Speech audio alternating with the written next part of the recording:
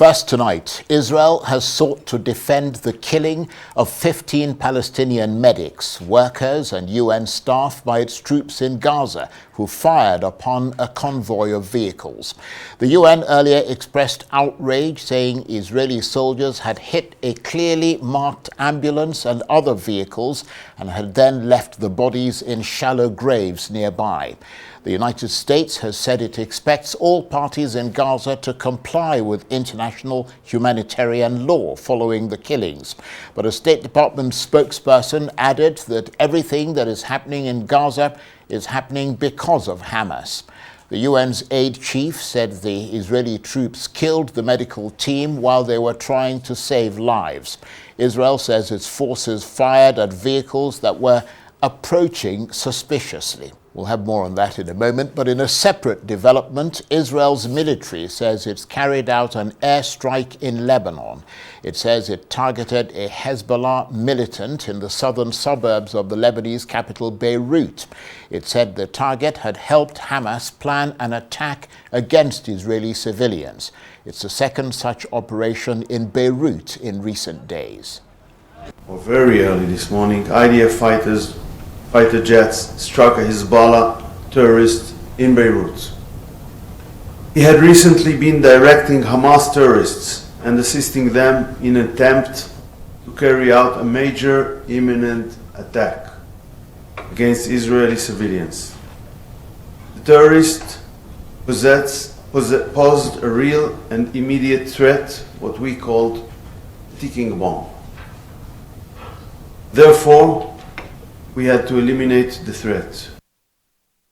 Well, for more on developments out of the Middle East, I'm joined now on the line by the Israeli ambassador to Nigeria, Michael Freeman. Mr. Freeman, thank you very much indeed for joining us. Let's start with that attack on UN and Palestinian aid workers and medics. The UN has expressed outrage. What does Israel say?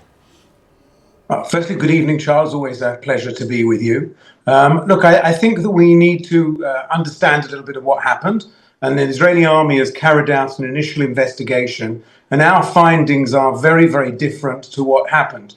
On the day in question, earlier that day, there was another medical convoy that was coordinated with our troops, was coordinated with our army positions, as we asked. And it drove past our army positions and everything was okay. This convoy approached late at night without any lights on, without any symbol of being a medical convoy. They didn't have their red and blue lights flashing. They had no lights or nothing that could be seen at night. And despite attempts by Israel to identify them, the convoy continued. And as you said, Israel opened fire. And we now know that in that convoy was Mohammed Shubaki, who was a Hamas terrorist who took part in the October 7th massacres inside Israel, along with 8 other Islamic Jihad and other Islamic terrorists from within the Gaza Strip. And so this incident is not as it first seems. It may be being dressed up as so. And obviously, if there were medical personnel that were killed, innocent medical personnel, that's a tragedy. But this is another example, as the State Department said, of Hamas abusing the situation. They are the ones who are abusing medical facilities, medical vehicles in order to move around terrorists, to carry terrorists around. And we've seen a number of attempts in the Gaza Strip over the last couple of days of Hamas to attack our troops using all sorts of different methods. Well, with all due respect, Ambassador, the UN begs to differ. They said they've identified the bodies and that they were actually the bodies of Palestinian medics, UN workers, and not the terrorists that you were talking about. The UN humanitarian agency, OCHA, which was involved in retrieving the bodies from a shallow mass grave, said there were 5 ambulances, a fire truck, and a UN vehicle, and they were struck one by one as they responded to calls of casualties coming through from Rafah in southern Gaza. How do you respond to that? As I said, Charles, we dispute that completely. As I said earlier that day, there was another convoy that went through that coordinated with Israel. All of the teams in Gaza know how to coordinate with the Israeli army. So does OCHA. They have all the details. They do it on a daily, hourly basis to coordinate. And on this instance, they didn't do that.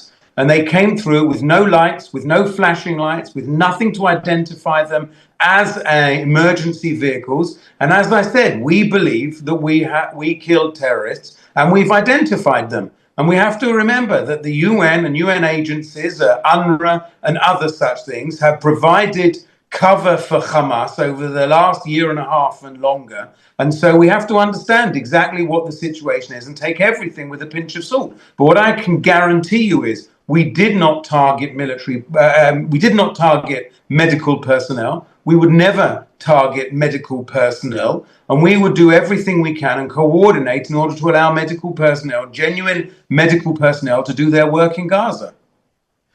Well, there are those who allege that this is an apparent war crime and a clear breach of international humanitarian law, but Israel denies that, does it?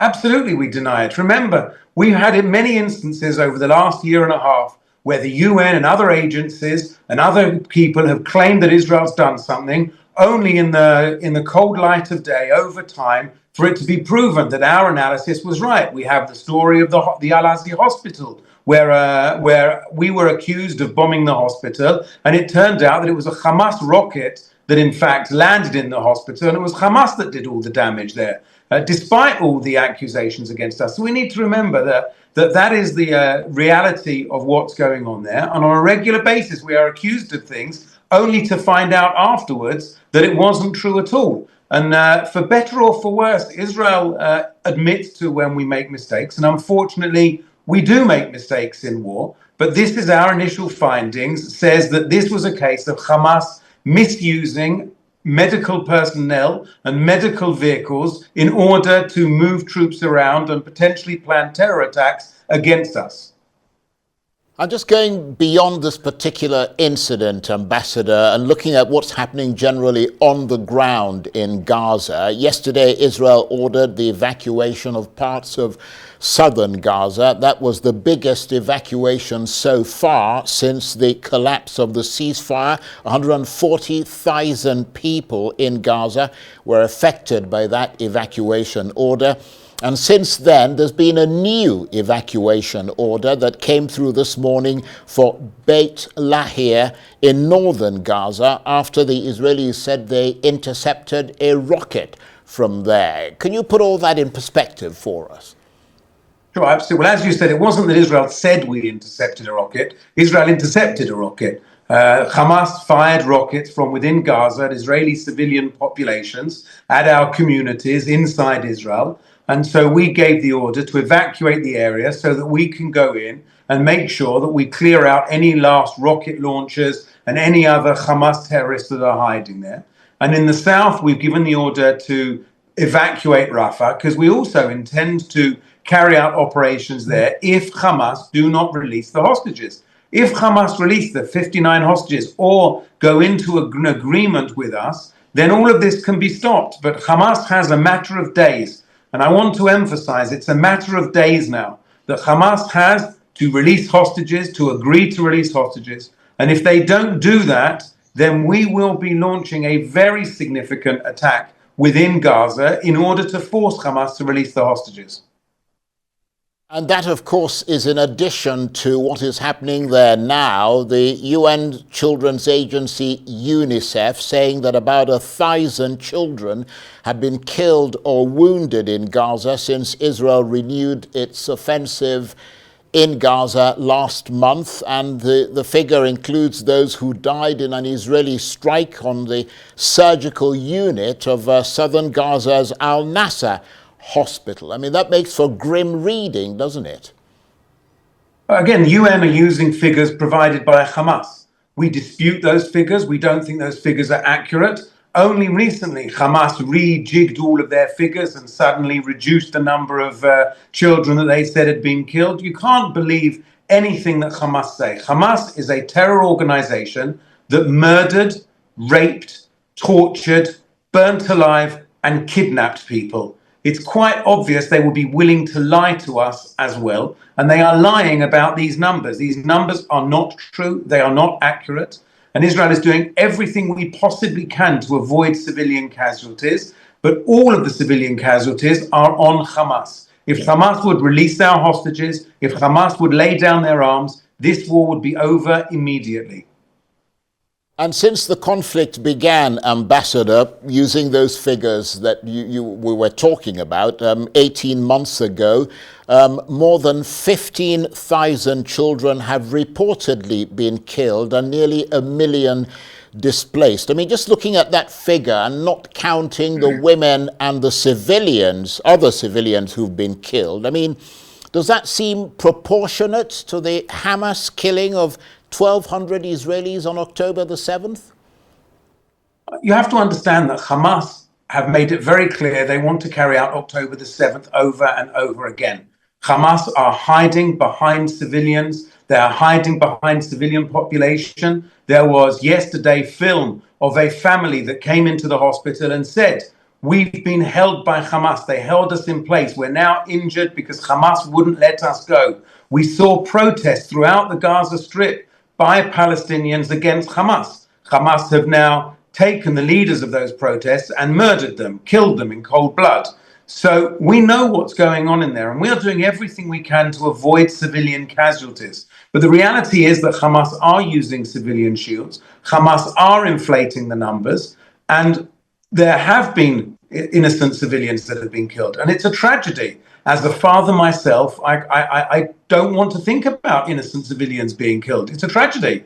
But Hamas are the ones who are responsible for this. Hamas are the ones who are doing this. And if Hamas were to release our hostages, don't forget, Charles, there are 59 Israeli hostages still being held by Hamas. Hostages who were pulled out of their bed in the middle of the night, early morning on October the 7th, dragged into Gaza and being held underground. They are being starved. They are being beaten, tortured. We know from the women that they were sexually assaulted by Hamas in there. And until we get them back, and until Hamas lays down their arms, this war will continue.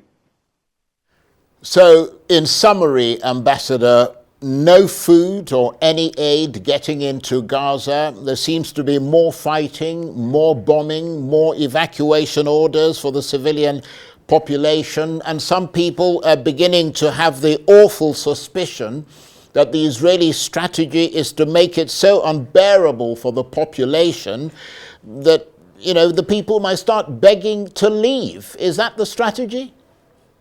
Absolutely not. Our strategy is not to force anybody to leave. Our strategy is to return our hostages. Our strategy is to defeat Hamas militarily. We enabled and facilitated the entry of thousands and thousands of tons of aid. We believe there is enough food and enough aid in the Gaza Strip for more time, that nobody there is suffering, nobody there is starving within the Gaza Strip. And so we have made it very clear, if Hamas wants the ceasefire and Hamas wants to open the borders and allow aid, release the hostages. This can be done very, very simply, very, very quickly. Just allow the hostages out, agree to a ceasefire, agree to release the hostages, and all of this will be over. Mr. Freeman, thank you very much indeed. We really appreciate your taking the time to talk to us. Michael Freeman is the Israeli ambassador to Nigeria, and he was talking to me on the line there.